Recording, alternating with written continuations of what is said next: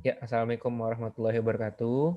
Selamat pagi, siang, sore, atau malam pada Bu Amalia dan teman-teman semua.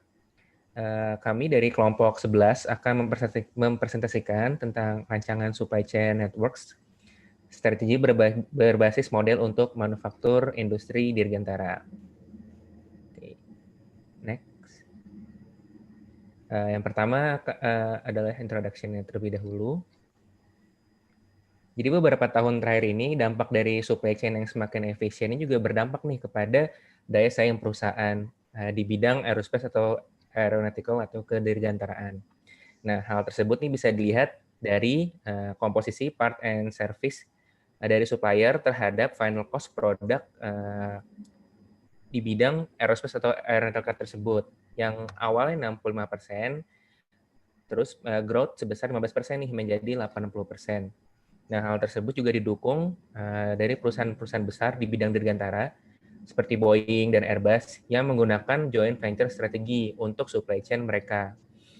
Nah, dengan menjalin kerjasama dengan berbagai macam partnership, nah keuntungannya adalah risk sharing dengan partnership tersebut. Nah, tapi kerugiannya adalah EV delays karena banyak kerjasama dengan pihak-pihak lain di supply chain. Oke, next. Nah, berikutnya ini adalah flowchart dari supply chain network manufaktur aerospace, manufaktur di bidang kedirgantaraan. Yang pertama ada external suppliers, selanjutnya ada intermediate process, yaitu proses fabrication dan subassembly yang bisa dilakukan di domestic atau in-house facility ataupun overseas facility. Yang selanjutnya ada proses final assembly, lalu selanjutnya ada customers. Nah, di presentasi kali ini akan berfokus pada manufaktur wing box dari pesawat tersebut, yang dimana komponen-komponennya ada stringer, ada bisa dilihat di ilustrasi tersebut, ada stringer, ada ribs, ada spar, ada skin, seperti itu.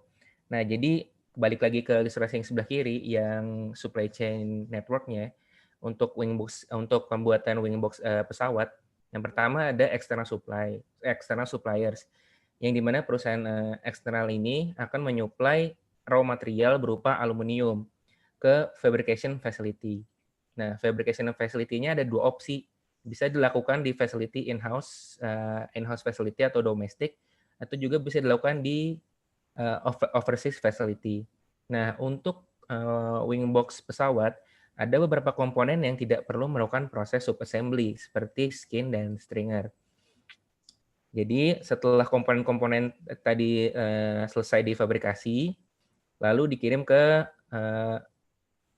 lalu dilanjutkan di proses final assembly, yaitu proses penyatuan komponen-komponen tadi menjadi wingbox pesawat. Nah, setelah sudah selesai, baru dikirim ke pihak eksternal, yaitu customer.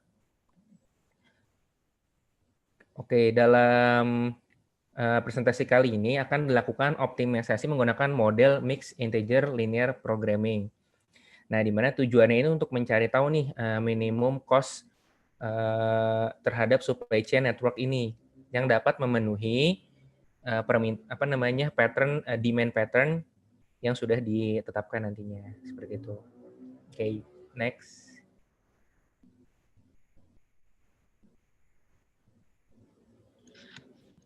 Selanjutnya, Aerospace Supply Chain History. Pada tahun 1910-an, hanya terdapat transaksi material sederhana antara pembangun pesawat dan pemasok material. Kemudian berlanjut pada tahun 1990 sampai dengan tahun 1960, ketika desain pesawat terbang, teknologi teknik produksi, serta lingkungan politik berevolusi, industri manufaktur pesawat terbang mulai mengalami perubahan. Kemudian selanjutnya pada tahun 1975, titik bifurkasi utama adalah dalam industri ini adalah ketika Airbus dibentuk untuk bersaing dengan perusahaan-perusahaan di Amerika Utara, dan perusahaan-perusahaan seperti Boeing beroperasi menggunakan produsen peralatan asli mendominasi rantai pasokan. Pergerakan Total Quality Management atau TQM menjadikan rantai pasokan sebagai bagian dari strategi perusahaan serta penilaian risiko keseluruhan untuk risiko pasar, keuangan, dan teknologi.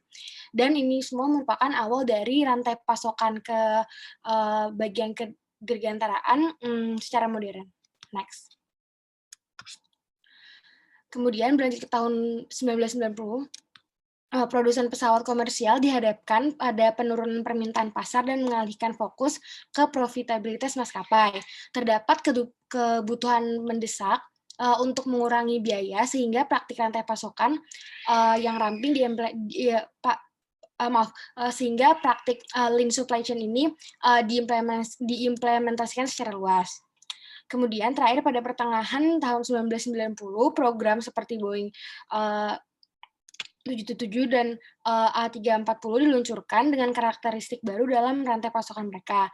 Dan mereka menggabungkan pemasok khusus dari negara-negara pelanggan yang berharap untuk mendapatkan lebih banyak pangsa pada pasar luar negeri. Dan pada sampai saat ini, rantai pasokan telah benar-benar berevolusi dari transaksi material tunggal ke rantai pasokan global. Next.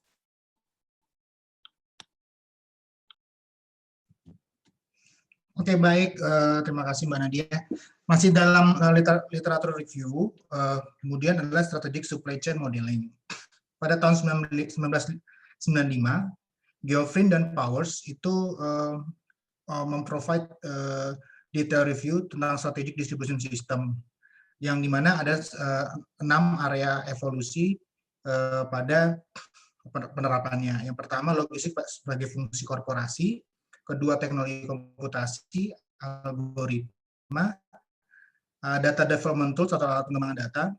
5 adalah kemampuan perangkat lunak dan bagaimana perangkat lunak dipergunakan pada perusahaan selama perancangan proses. Lalu pada 1997, Vidal dan Gottschalk itu melakukan penelitian yang berfokus pada industri otomotif secara global.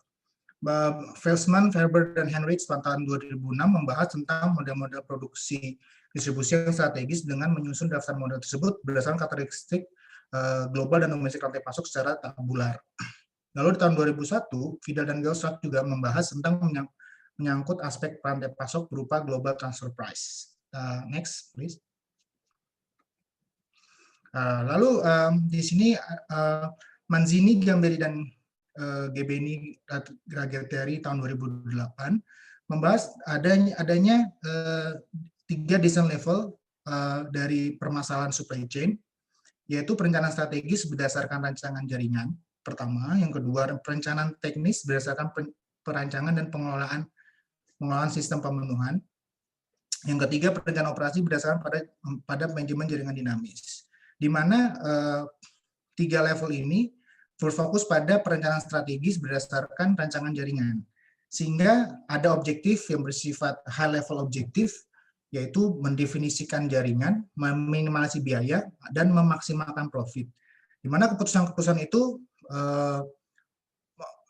involve jumlah fasilitas, lokasi terkait, kapasitas manufaktur, dan alokasi permintaan pelanggan.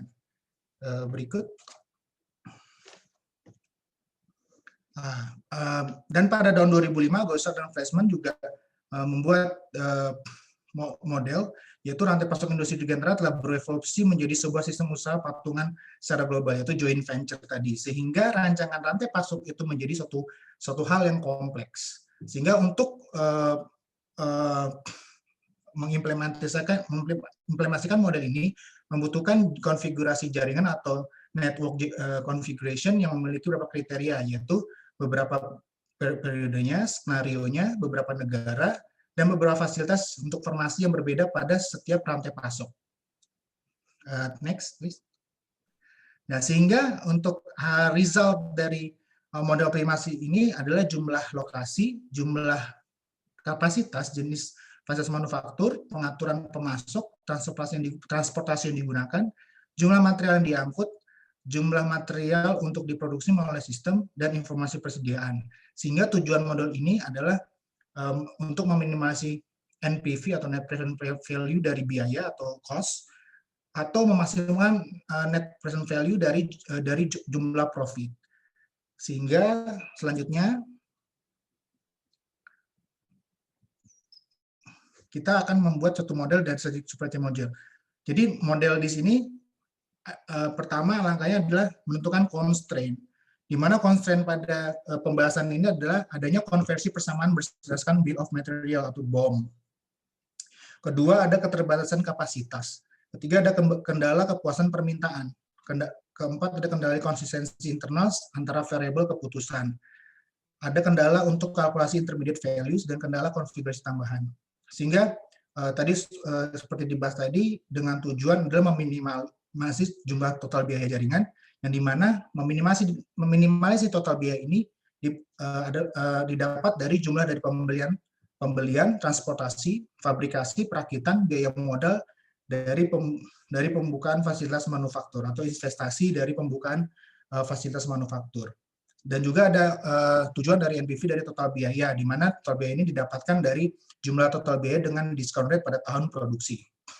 Dan metode-metode yang digunakan pada model ini adalah seperti disampaikan tadi pada introduction, bahwa tekniknya adalah mixed integer linear program sebagai metode untuk menghasilkan konfigurasi optimasi.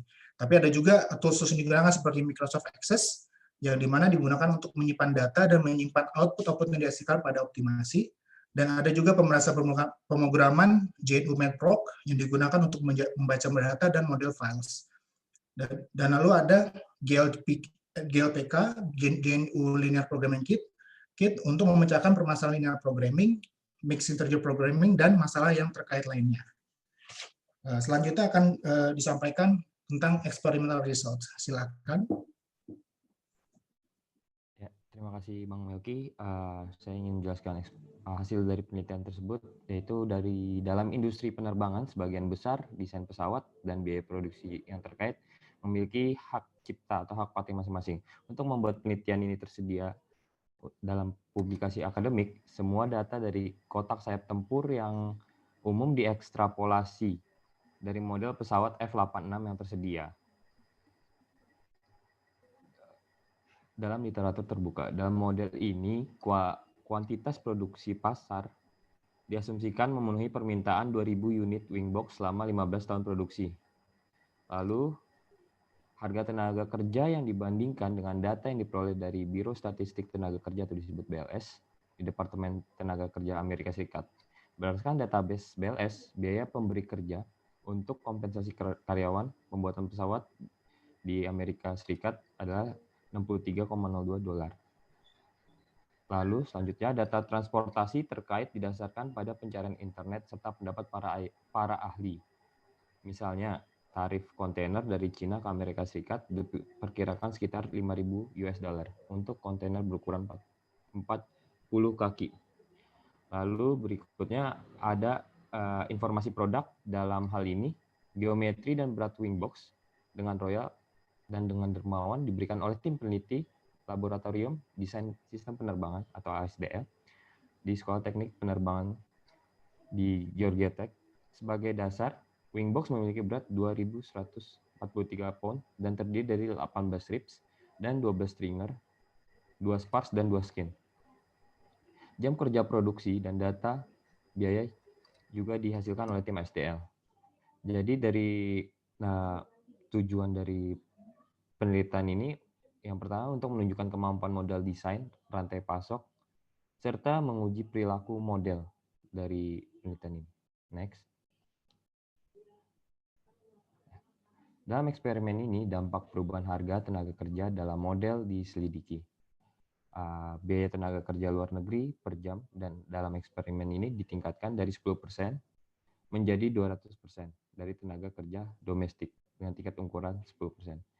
Sedangkan semua parameter pun sama. NPV yang dihasilkan dari total biaya jaringan sebagai keluaran utama dari fungsi tujuan dan model diplot pada gambar di bawah berikut. Ketika harga tenaga kerja di luar negeri meningkat, total biaya jaringan meningkat ke titik di mana harga tenaga kerja di luar negeri berada pada 100%, yaitu sama dengan harga tenaga kerja domestik. Untuk harga yang lebih rendah dari 100%, lebih banyak fasilitas luar negeri dipilih sebagai opsi yang lebih murah untuk menjadi bagian dari sistem dibandingkan yang tenaga kerja domestik. Jika harga tenaga kerja luar negeri melebihi setitik 100%, biaya jaringan total bahkan ditetapkan saat harga tenaga kerja di luar negeri terus meningkat.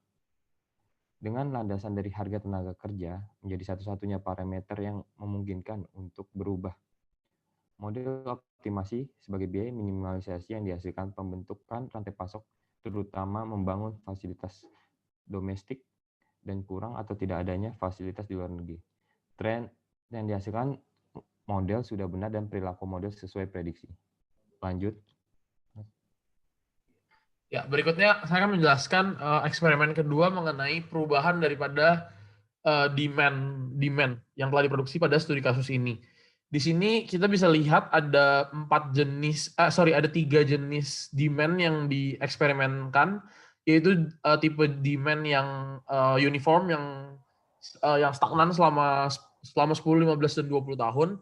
Lalu juga ada jenis demand yang trapezoid, sama juga 10, 15, dan 20 tahun, dan demand yang berbentuk segitiga, di mana demand itu akan naik secara runcing gitu lalu turun gitu. Nah, dan di sini dari eksperimen ini kita akan mengukur NPV daripada cost yang digunakan, dan secara konsisten NPV yang diperlihatkan di sini adalah setiap jumlah produksi demand yang lebih panjang, yang masa demand itu lebih panjang yaitu 20 tahun, itu menunjukkan NPV yang lebih rendah.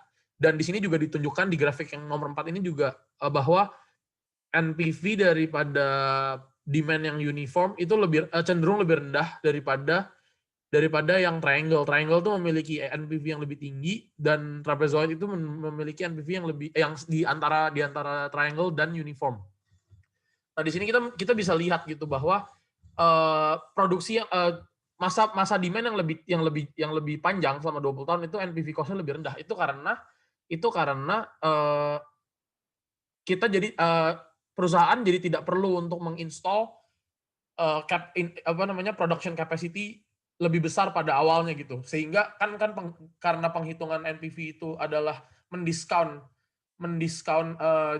nilai investasi di awal gitu, karena sekarang masa demand lebih panjang sehingga nilai investasi awal jadi lebih rendah dan lebih terdistribusi. Jadinya selama 20 tahun itu NPV daripada cost kalau misalnya kita discount back itu akan menjadi lebih rendah gitu. Oleh karena itu tracknya menjadi konsisten untuk demand yang lebih jauh, itu akan memberikan NPV yang lebih rendah gitu. Lalu juga mengapa demand profile yang segitiga itu lebih paling tinggi NPV-nya daripada jenis permintaan distribusi yang uniform, itu karena pada saat permintaan yang tinggi itu masuk bentuk segitiga, itu permintaan yang tinggi itu terjadi, jadi permintaan yang tinggi itu terjadi lebih awal gitu. Jadi cost yang dikeluarkan juga lebih awal keluar, sehingga jika kita melakukan perhitungan NPV itu akan membuat NPV cost ini jadi lebih tinggi gitu, sehingga itu menjadi kurang baik ketimbang yang distribusi yang uniform. Begitu. Next, berikutnya. Nah, eksperimen ketiga yang dilakukan tuh adalah melakukan perbandingan apakah kita lebih baik membeli bahan baku atau kita membuat bahan bakunya gitu. Nah, di sini ada 3 faktor yang diperhatikan pada eksperimen ini. Yang pertama adalah biaya pemesanan yang ditawarkan oleh supplier.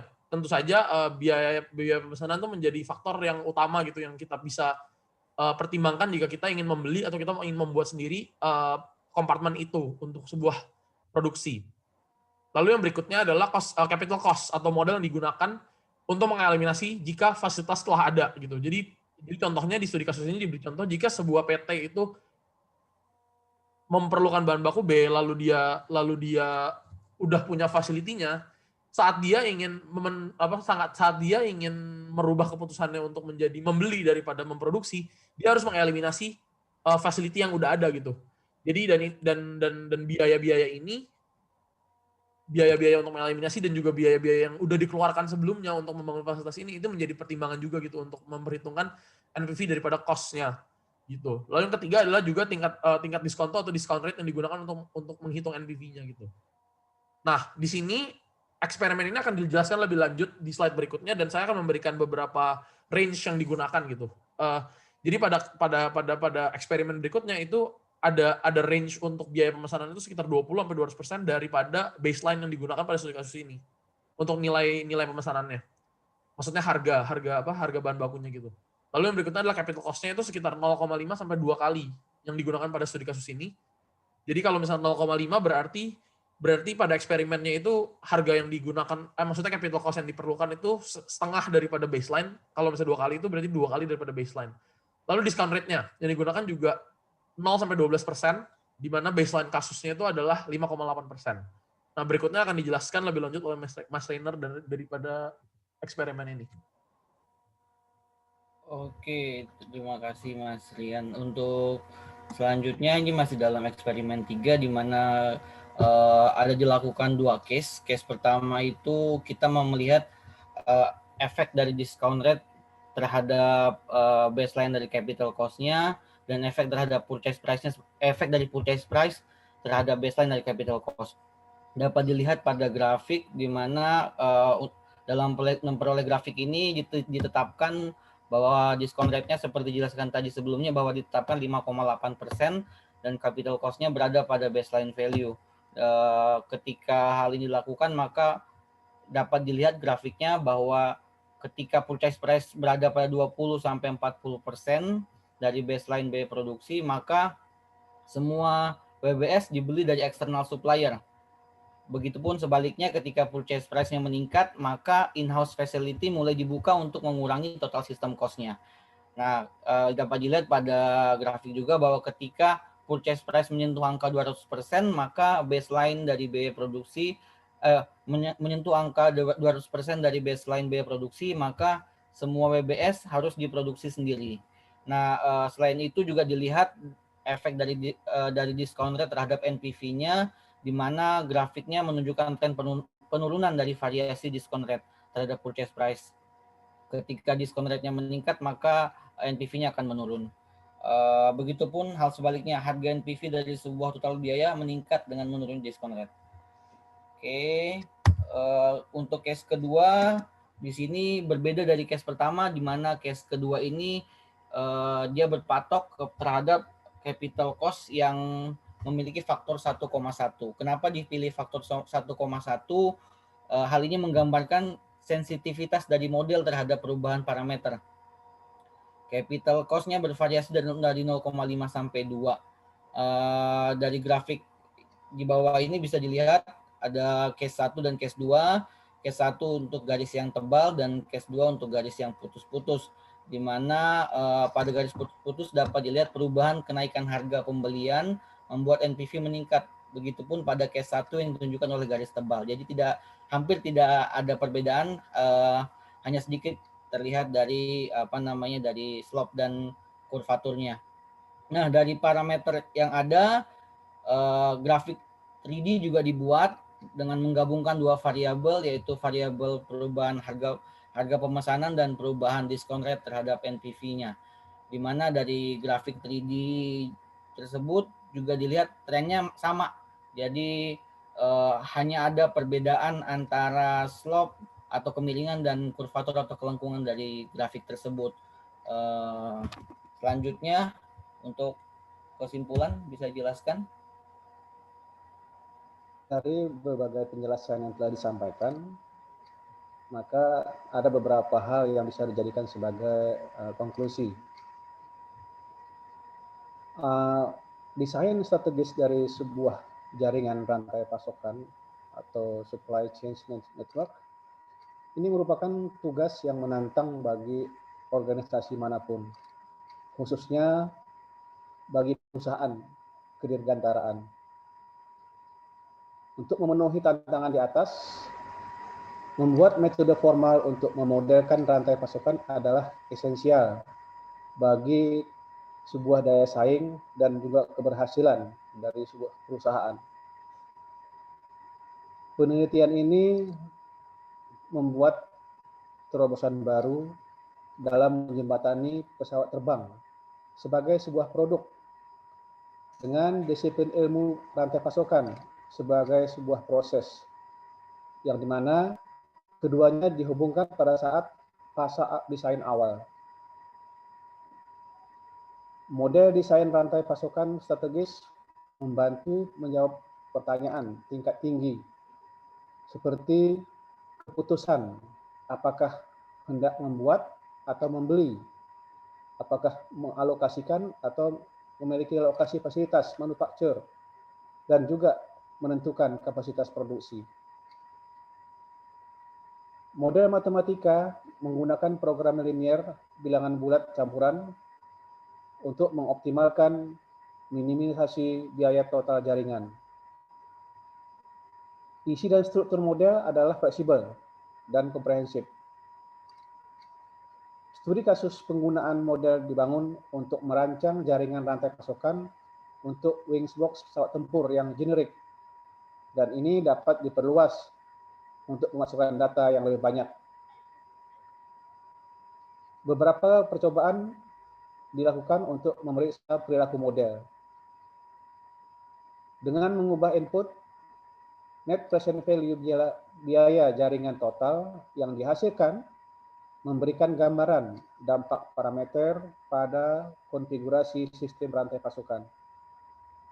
Ketersediaan data dalam model akan mengaruhi ketepatan hasil.